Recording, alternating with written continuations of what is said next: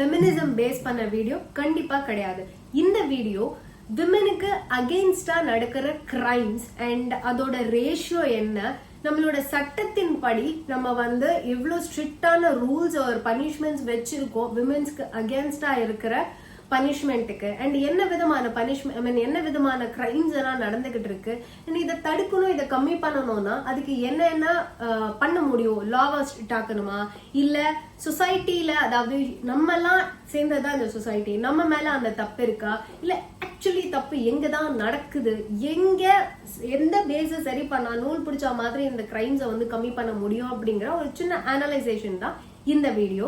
வணக்கம், நான் சாயா தமிழ்ச்சி. வாங்க நம்ம வீடியோக்குள்ள போகலாம். சோ இந்த நம்ம இந்தியாவை பொறுத்த வரைக்கும் நம்ம எவ்வளவு பேசிக்கலாங்க, நம்ம எவ்வளவு முன்னேறிட்டோம், நம்ம லைக் இந்தியா இன்னைக்கு இதுல ஃபர்ஸ்ட் ஆயிடுச்சு அதுல ஃபர்ஸ்ட் ஆயிடுச்சு அப்படின்னு நிறைய எண்ணம்பர்ஸ் ஆஃப் விஷயம் நம்ம சொல்லிக்கலாம். ஆனா இன்னமும் விமெனை ஒரு செக்ஷுவல் டூலா பாக்குறது இந்தியான்னு சொல்ல முடியாது, உலகத்துல நிறைய இடத்துல காமனா தான் நடந்துகிட்டு இருக்கு. இது இல்ல அப்படின்னா நம்மளுக்கு இந்த ஹியூமன் டிராபிகிங்கா இருக்கட்டும், இல்ல வர்ஜின் டிராபிகிங்கா இருக்கட்டும், இல்ல ரேப்பா இருக்கட்டும், இல்ல குரூயாலிட்டியா இருக்கட்டும், இல்ல உங்களுக்கு இந்த போனோகிராஃபியா இருக்கட்டும், இந்த மாதிரியான விஷயம், கிட்னாப்பிங்கா இருக்கட்டும், இந்த மாதிரியான விஷயங்கள் நிறைய கம்மியா இருக்கும். சோ இப்ப வரைக்கும் இந்தியால பாத்தீங்கன்னா till 2022 அந்த இயர் வரைக்கும் பாத்தீங்கன்னா இந்தியால விமென்க்கு அகேன்ஸ்டான கிரைம் அப்படின்னு எஃப்ஐஆர் ஃபைல் பண்ணப்பட்ட கேசஸ் மட்டுமே 4,45,256, அதாவது 4,45,256 cases of crimes against women இந்தியால மட்டும் ஒரு வருஷத்துல ரெக்கார்ட் ஆயிருக்கு அப்படின்னு தெரிஞ்சுக்கோங்க.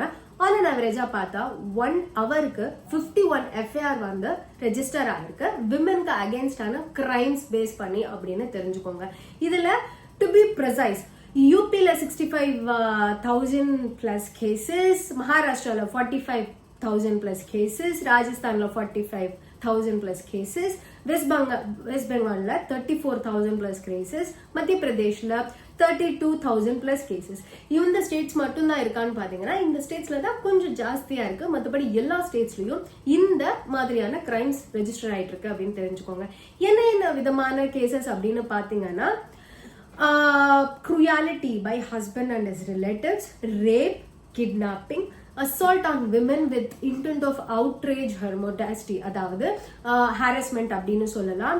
அப்புறமா acid attacks. சோ இந்த மாதிரியான விஷயங்கள் தான் மேஜர் கிரைம்ஸ் அப்படின்னு சொல்லப்படுது இந்தியால விமென்ஸ்க்கு அகேன்ஸ்டான கிரைம்ஸ்ல.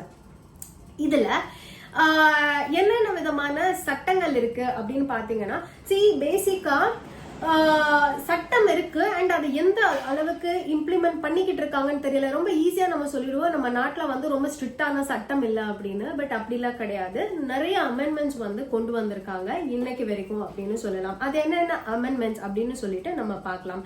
இப்ப இந்த கொல்கட்டா கேஸ்ல அப்படின்னு பாத்தீங்கன்னா அவங்க அந்த பர்சன், அதாவது அந்த அக்யூஸ்டுக்கு நம்மளால லைஃப், அதாவது டெத் பெனால்டி கொடுக்க முடியல அப்படிங்கிற மாதிரி சொன்னாங்க. எதுக்கு அப்படின்னு பாத்தீங்கன்னா ரேர் கேஸ் டாக்டரின் அப்ளிகபிள் ஆகுது அப்படின்னு. அண்ட் இதுல இன்னொரு விஷயம் என்னன்னா, ஒரே ஒரு அக்யூஸ்ட் தான் அரெஸ்ட் பண்ணிருக்காங்க. பட் ஆட்டாப்சி ரிப்போர்ட் படி, நியூ ஆட்டாப்சி ரிப்போர்ட் படி மல்டிபிள் ரேப்ஸ் நடந்திருக்கிறதா, நிறைய பேர் இன்வால்வ் ஆயிருக்கிற ரேப் நடந்திருக்கிற, கேங் ரேப் நடந்திருக்கிறதுக்கான பாசிபிலிட்டிஸ் இருக்கு அப்படிங்கிற மாதிரியான ஒரு விஷயத்தையும் கொண்டு வந்தாங்க அந்த கேஸ்ல அப்படிங்கறதும் நம்ம பார்க்கணும். இந்த ரேரஸ்ட் ஆஃப் ரேர் அப்படிங்கிற சினாரியோ ஏன் அப்ளிகபிள் ஆகல இந்த கேஸ்ல அப்படின்னா, இது ஒரு விதத்துல நம்ம வெக்கப்பட வேண்டிய விஷயம் தான் நான் சொல்லுவேன்.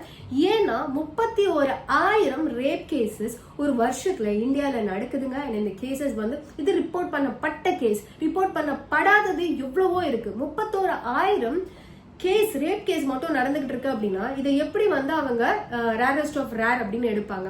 இதுல கேங் ரேப் அப்படின்னா அது 31,000க்குள்ள வந்திருக்காது. இது ரேப் கேஸ் அப்படிங்கிறது ஒரே ஒரு அக்யூஸ்ட் அரெஸ்ட் பண்ணாங்க. சோ அதை பேஸ் பண்ணி இந்த ரேரஸ்ட் ஆஃப் ரேர் சினாரியோல வரல, டாக்டரின்ல வரல. சோ நாங்க டெத் பெனால்டி கொடுக்க முடியாது அப்படின்னு கோர்ட் சொல்லிட்டாங்க.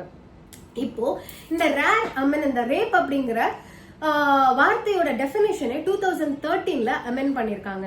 என்ன அப்படின்னு பாத்தீங்கன்னா ஃபர்ஸ்ட் எல்லாம் ரேப் அப்படின்னா பெனிட்ரேஷன் இருக்கணும் அப்படிங்கிறது தான் ரேப் அப்படின்ற மாதிரி வந்துச்சு, அதாவது ஃபோர்சிபிள் பெனிட்ரேஷன் இருக்கணும். பட் 2013 அமெண்ட்மெண்ட்ல உங்களுக்கு பெனிட்ரேஷன் பை ஃபாரின் ஆப்ஜெக்ட், ஏதாவது ஒரு ஆப்ஜெக்ட் ஒரு ராடோ அந்த மாதிரி ஏதோ ஒரு ஆப்ஜெக்டை வந்து பெனிட்ரேட் பண்ணாலுமே அது ரேப் தான். ஓரல் செக்ஸ்மே ரேப் தான். ஆல்சோ உங்களுக்கு வந்து பெனிட்ரேஷன் பை ஹேண்ட் இதுவுமே வந்து உங்களுக்கு ரேப் தான் அப்படிங்கிற இந்த விஷயமும் ரேப் தான் அப்படிங்கிறது ரேப்போட டெஃபினேஷன்ல இன்க்ளூட் பண்ணிருக்காங்க அப்படிங்கறது தெரிஞ்சுக்கோங்க.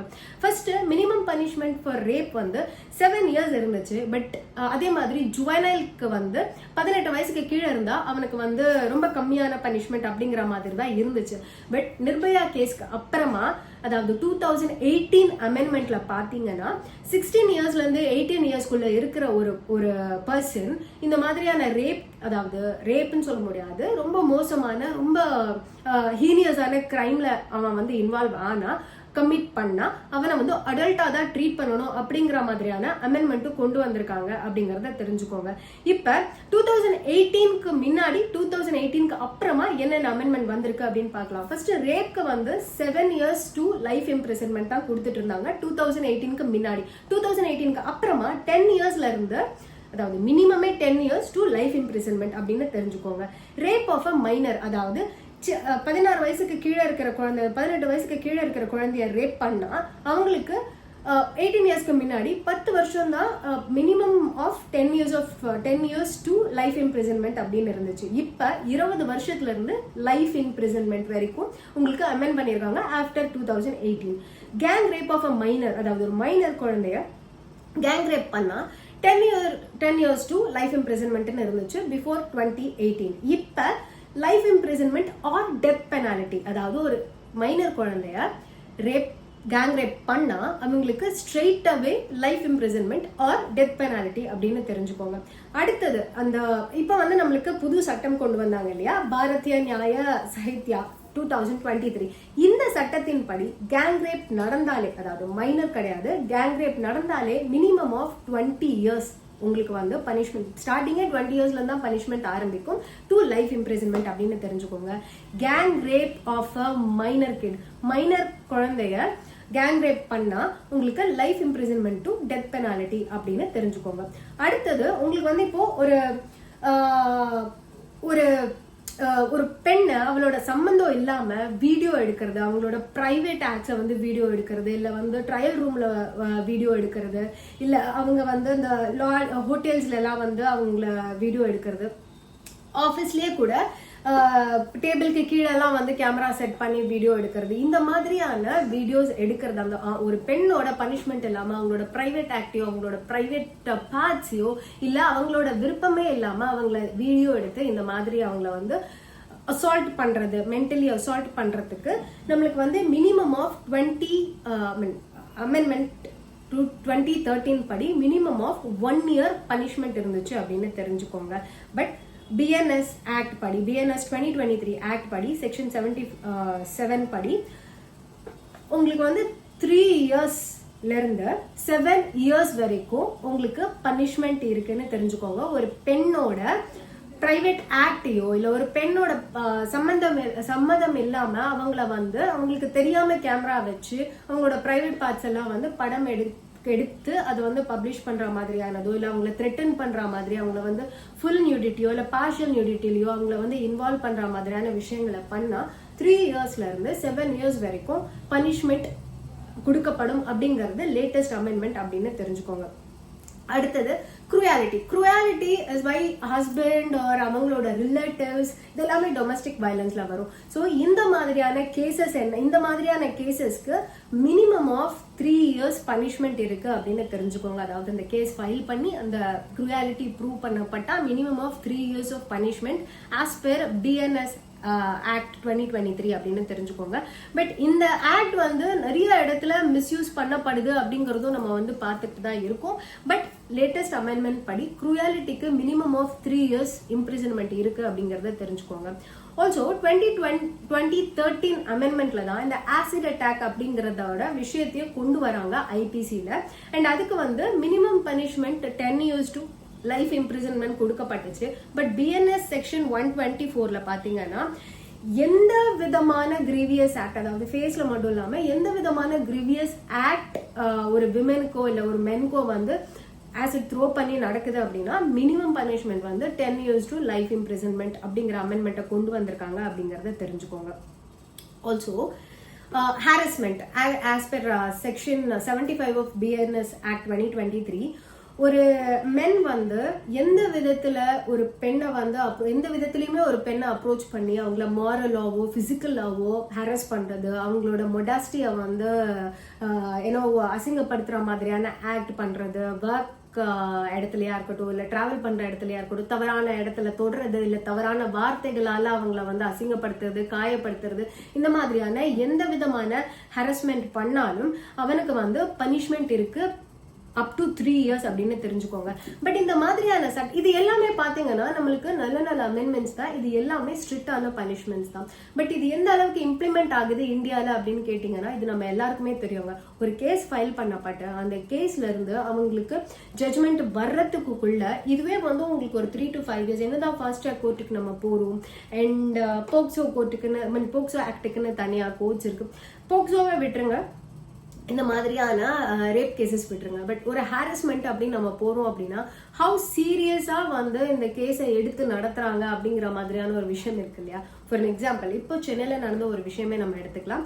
மிட் நைட்ல ஒரு ஃபேமிலியா ஒரு 2 பொண்ணுங்க ஒரு குழந்தை அண்ட் அவங்களோட ரிலேட்டிவ் யாரோ கார் ஓட்டிட்டு போனப்ப ஈஸியால நடந்த விஷயமே பின்னாடி ஒரு கார் முன்னாடி ஒரு கார் மறிச்சு அந்த காரை ஃபாலோ பண்ணது, அவங்க வந்து பயந்து அந்த காரை திருப்பிட்டு போன வீடியோ இப்ப நம்ம எல்லாருமே பார்த்திருப்போம்.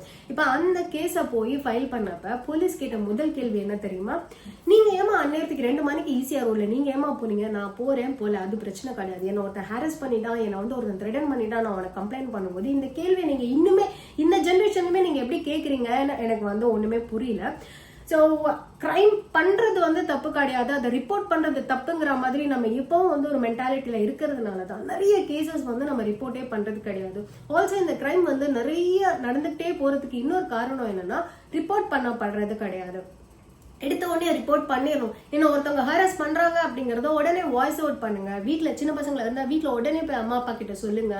ஒர்க்ல நடக்குது அப்படின்னா உடனே அதை வந்து மேனேஜ்மெண்ட்க்கு கொண்டு போங்க. மேனேஜ்மெண்டே பண்ணுதுன்னா உடனே இமீடியட்டா நீங்க போலீஸ்க்கு போங்க. சோ இந்த மாதிரி ஒரு விஷயத்த சகிச்சுக்கிறதுனாலதான் இது திருப்பி திருப்பி திருப்பி திருப்பி எனக்கு நடக்குது, அதை நான் சகிச்சுக்கிறேன் அப்படின்னா அதே விஷயம் நாளைக்கு என் பக்கத்துல இருக்கிறவங்களுக்கு நடக்கும். அவங்களும் சகிச்சுக்கிட்டாங்கன்னா அது எல்லாருக்குமே நடந்துகிட்டே போயிட்டு இருக்கும்.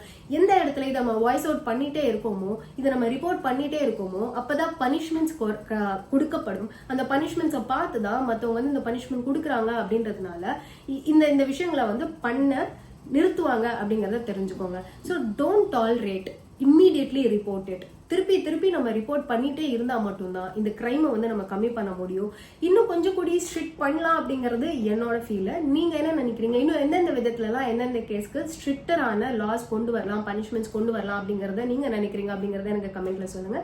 அண்ட் இதே மாதிரி வேற எந்த டாபிக் பத்தி உங்களுக்கு வந்து இன்ஃபர்மேட்டிவான வீடியோ வேணுங்கிறத எனக்கு கமெண்ட்ல சொல்லுங்க. கண்டிப்பா நான் அந்த விதம் அதை பேஸ் பண்ணி வீடியோ நான் உங்களுக்கு கண்டிப்பா போடுறேன். அண்ட் இதே மாதிரி இன்ஃபர்மேட்டிவான இன்னொரு வீடியோல நான் வந்து உங்களை பாக்குறேன். இந்த வீடியோவை நீங்க உங்களோட ஃப்ரெண்ட்ஸ் ஃபேமிலிஸ் கிட்ட ஷேர் பண்ணிக்கோங்க. இதை யாராவது ஒருத்தர் பயனடைறாங்கன்னா கூட அதை விட சந்தோஷமான விஷயம் நமக்கு வேற எதுவுமே இருக்க முடியாது. Don't be a bystander. Sexual harassment உங்களோட ஒர்க் பிளேஸ்ல நடந்தா என்ன பண்ணணும், செக்ஷுவல் ஹாரஸ்மெண்ட் நடந்தா என்ன பண்ணணும், 0 FIRனா என்ன அப்படிங்கிறது இது எல்லாமே உங்களுக்கு விமென் கிரைம்ஸ் அகேன்ஸ்டான சப்போர்ட் பண்ற வீடியோஸ், அதாவது விமென்க்கு சப்போர்ட்டிவா இருக்கிற வீடியோஸ், ஹெல்ப்ஃபுல்லா இருக்கிற வீடியோஸ், இது எல்லாமே நம்மளோட சேனல்ல இருக்கு. அதோட லிங்க்ஸ் எல்லாமே நான் வந்து டிஸ்கிரிப்ஷன்ல தரேன், மேல நான் லேபிள்லயும் போடுறேன். நீங்க வந்து அந்த வீடியோஸை பாருங்க. அண்ட் இதே மாதிரி இன்ஃபர்மேட்டிவான இன்னொரு வீடியோல நான் வந்து உங்களை பாக்குறேன். அது வரைக்கும் வாழ்க தமிழ், வளர்க பாரதம், சாயா தமிழச்சி.